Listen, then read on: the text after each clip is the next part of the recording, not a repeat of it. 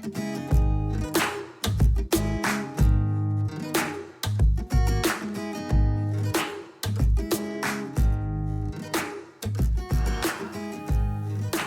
welcome to the new season of Bible FAQ with Martin. So I'm Carrie, and I'm currently working in the care group team with Martin, and we have some new questions for you. Yeah, it's going to be good. Yes, Carrie's come up with some questions that people tend to ask about the Bible and stuff like that. So, and Carrie's much more, I hope, likely to interrupt me when things go awry. So, we'll see how we go with this. So, Carrie, over to you to ask me whatever's going on. Sure. So my first question is, seriously, who wrote that? I mean, who wrote Genesis? So people are saying that it's Moses, but how could he know everything starting from day zero? So who wrote that, actually? Yeah, okay, it's a good question. Traditionally, the first 5 books of the Bible, in Hebrew known as the Torah, in the Christian world it's called the Pentateuch, 5 books basically.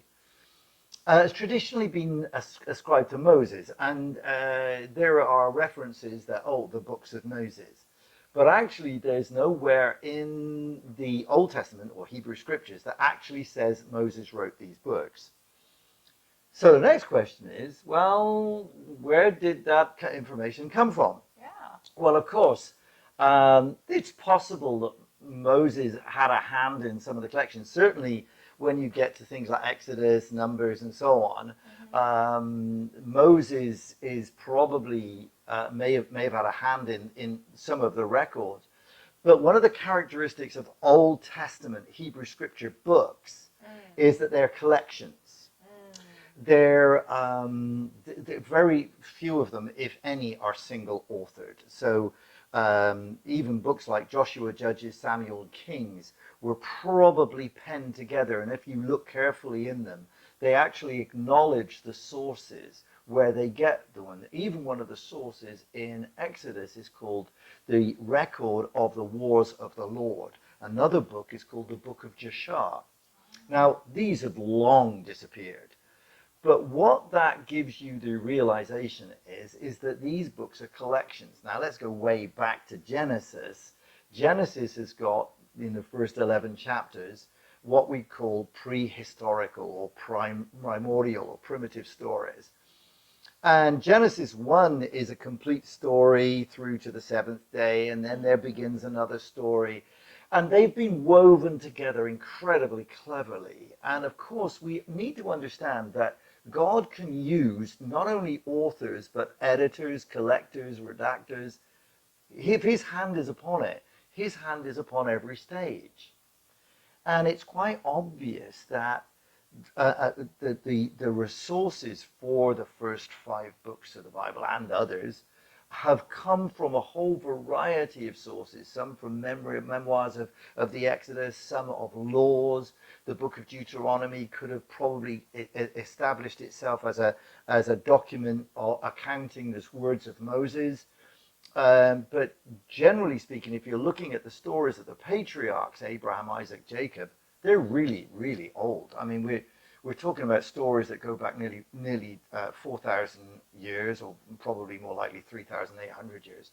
But they were not written down until later. Now, some people think, that makes them unreliable. But actually, the ancient Near East in mind, because they didn't write things down, they tended to remember things. They tended to remember stories exactly as they heard them. This idea that people exaggerated, you wouldn't. It's an important story, so people didn't exaggerate it. They told it like it was. So, okay. Yes, it's a true record. How do we know? Well, obviously, the creation stories are creation stories about God. It's how God reveals himself. And they are very mythic, in terms of ancient Near East and stuff. But what about stories about the patriarchs? Because there's no other references outside the Bible to Abraham, Isaac, Jacob, even Moses. But the beautiful thing about it is we know a huge amount about ancient Near East of that time. And if you like, the atmosphere of the stories, the way they express the lifestyle of the people fits perfectly into that. So as far as we can tell, it's a pretty authentic record. Right. Okay. Is that enough to give you a going on with? You know, I mean, obviously, when it comes to the New Testament, things are a little bit different because you've got more or less single authors. Paul writes the letters of Paul, James, and so on and so forth. We don't know all of them. So yeah, that's okay. exactly what I'm going to ask as well. Because even in the New Testament, a lot of times, a lot of things are only involving, say, two people. Yeah. But then a third person seems to have written something about it. Say when Jesus was in the desert, so I suppose he was alone, right? And only Satan was giving him some challenges, questions. So who actually knew what happened to them? So why did we have a record of that? Yeah, that's a very good question. People have asked that before. Because it's the temptations of Jesus in the wilderness are written down certainly in the Gospel of Matthew and the Gospel of Luke. Okay, Yeah. where'd they get that info from? Well, the only one who could possibly have told people those stories would be Jesus.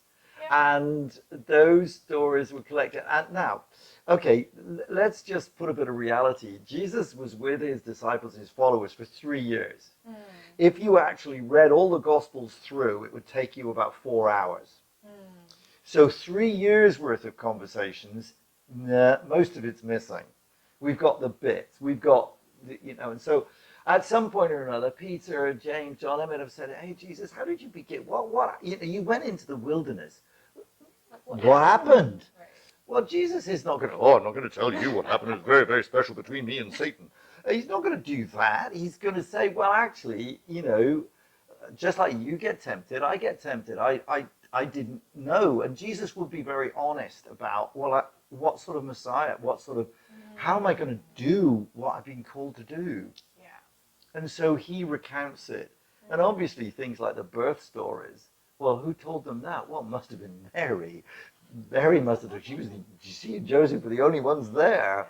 Probably not Jesus. Yeah, probably not Jesus on that one. But again, wise men, all that sort of thing.